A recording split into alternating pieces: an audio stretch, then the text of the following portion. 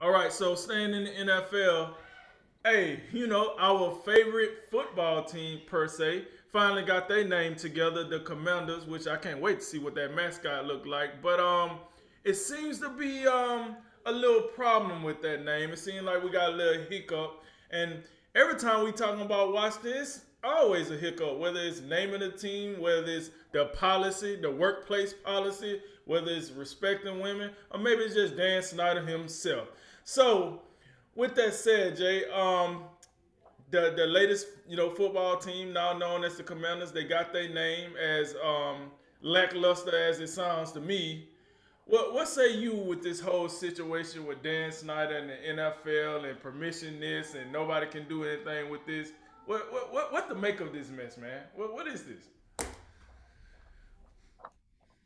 Well, it's the Washington, whatever they're calling themselves this week, thing. So, I was just thinking as you were, setting it up, putting the ball on the tee for me. I just trying to figure a way how we get rid of Daniel Snyder. Just can we please just let's send him away because we talked about rotten ownership, what we believe is rotten ownership in Miami with Stephen Ross. Um, the, Daniel Snyder is just, he's going to have that crown until someone takes it from him Right. because they are just horrible in every sense of the word. And it's just, we continuously say this, like Washington, the thing about it, they hired the right head coach in Ron Rivera. But we said like up front, man, Ron Rivera must have taken that job because he wanted a little bit more power Right. because now he's the coach and he does personnel. Because you looking back, you talking about whether it's you know whether it's Chicago, whether it's the New York Giants. We felt there was opportunities better that he could have had. Now he likely wouldn't have had the personnel pull that he had, but still, like it's a give and take thing. Like because this appears and Ron Rivera, like he won a division last year. It was a god awful division. So you had him rolling there at 8-8 or whatever it was. So, but it's just you just feel like in order to achieve Yo, the okay. success that he had. When you say you talking about 2 years ago, right? Because the Eagles won the division this year, this last past year. Yes, I'm talking about last year Okay, okay. when last year when Heineke and Tom Brady was out there doing it. It's like, oh, they tried. Yeah, they Oh did. yeah, okay. So yeah. But overall, I'm saying like this is gonna be an uphill battle for Ron Rivera and the Commanders. At least we have an actual name now. But it's gonna be an uphill battle, and it's just because of things like this. Because like this, we talked about this feel like ages ago. I think it was like a year and a half ago when that initial Washington Post report came out about all this like people, in the inner circle sexually harassing people and just all, and you had like what in the weeks before that came out, you had like people were getting shuffled out the door just so they wouldn't be in the organization no more because of the allegations that came out, and it was just a bad look. And this was around the same time that the redskin thing was a problem because social justice and all of that. So just a I mean, this is just a stench that won't go away. Like anytime you need to, like everybody that walk around there, if you walk around Daniel Snyder, you need to be holding your nose because everything stinks up there with whatever they do and whatever they touch. So this is just the latest example, and I'm not 100% caught up on what's going on, but I do. But it seems to me that whatever report was done by the law firm that Washington got to choose somehow, which I always never understood that. What I'm seeing is the NFL is like, well, we can't release the report. The Daniel Snyder has he's going to have to be the one to give the AOK on that one. So we're not going to see the report. If that's the case, if Daniel Snyder has the report, well, we already know what it is. If the report don't come out, then we know it's bad, and we know he should get up on out of there, even though we don't see any signs of that. And if it do come out, then I don't know. I'm probably not gonna believe what's in it because it probably gonna put him in a better light. But my thing is like, I just don't understand how you run an investigation. The team or the personnel or the people who are the subject of that investigation get to pick the law firm that runs it. So they basically work for them. How is that not a conflict of interest?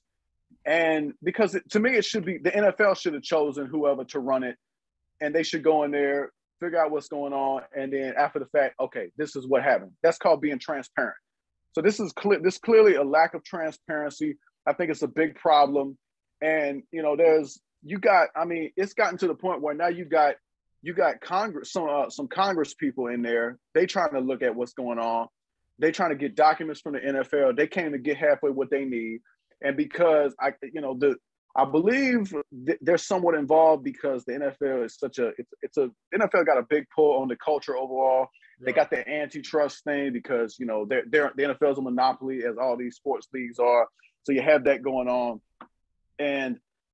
but it's just there's so many levels to this to where I'm like, what are we doing? Like, why does Daniel Snyder get to dictate the information that the public knows, which will likely show that organization is just rotten to the core above Ron Rivera anyway.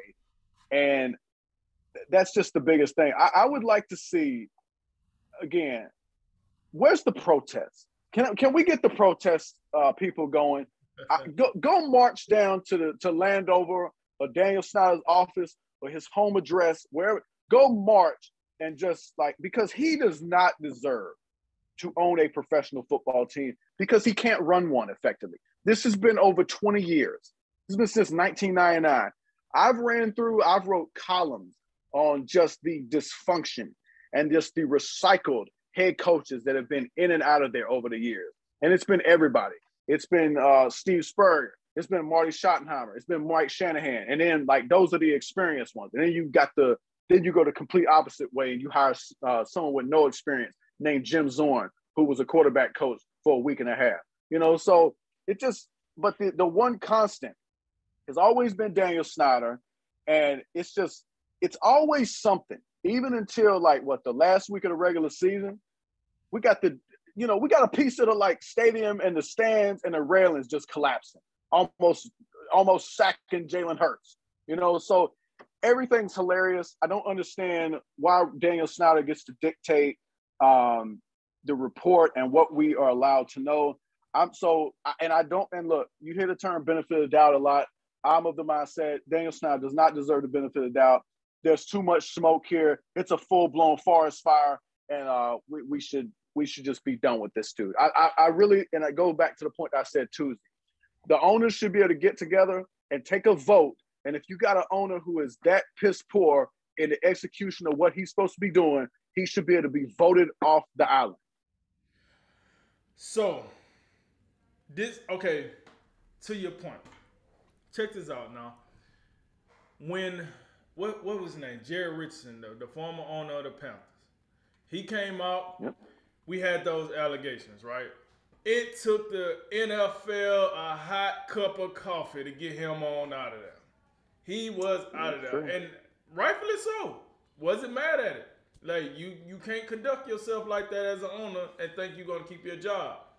But what are we saying now in 2022 when Dan Snyder had just the same level of allegations, if not more, and then you have every piece of evidence you need to get Daniel Snyder out of there. Unless Daniel Snyder has the pictures on Jerry Jones and Robert Kraft and Sam Kroenke, and I know you're looking at me like, well, what they got to do with it? Here's the deal. Now, let's talk about the inner workings of how the NFL works. Roger Goodell is the face of the owners, but it's three owners that really run the shield here, as we call it. You got Jerry Jones. That's the business guy. That's the guy that makes the NFL more profitable as far as merchandising, new teams, relocations, expanding the NFL. All right. You got Robert Kraft is the guy that handles the TV rights for the most part. We know the cash cow for the NFL is those TV rights because some of these stadiums never get filled up. So it ain't the person. It ain't the buying customer per se that really moves it. I mean, don't get me wrong, it's part of the process, but it's the TV revenue, it's the merchandising revenue that really moves the needle for the NFL. All right, that's what Robert Kraft is. That's what he do. That's his baby. That's what he do. That's what makes him the second most powerful guy. And then you got Sam Kroenke.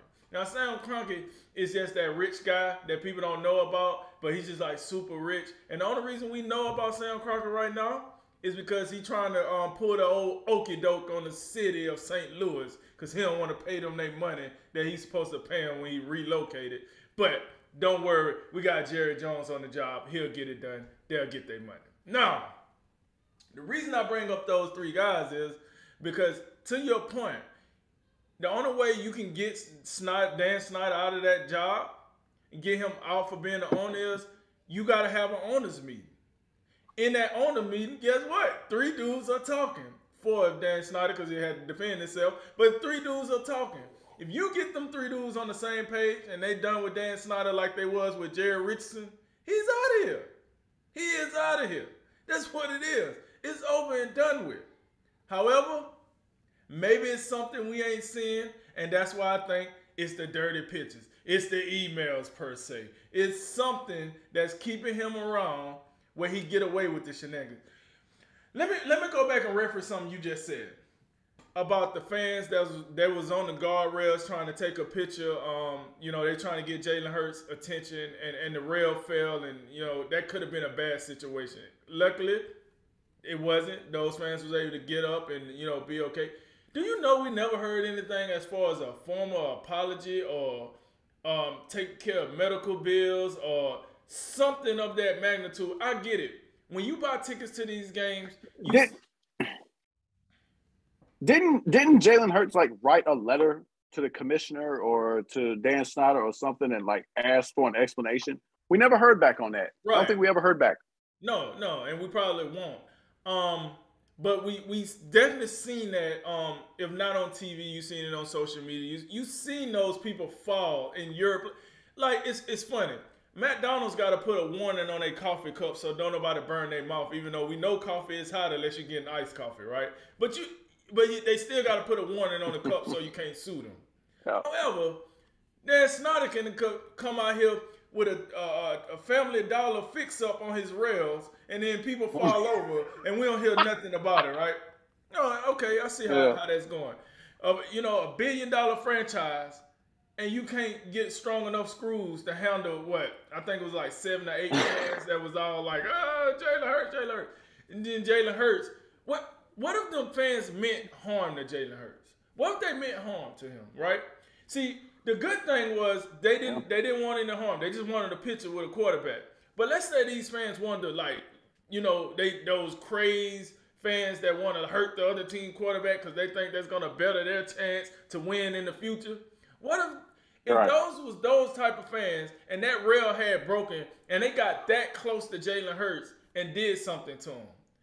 How would we look at it then? We're lucky that didn't happen. I'm glad that didn't happen, but that could have been the case.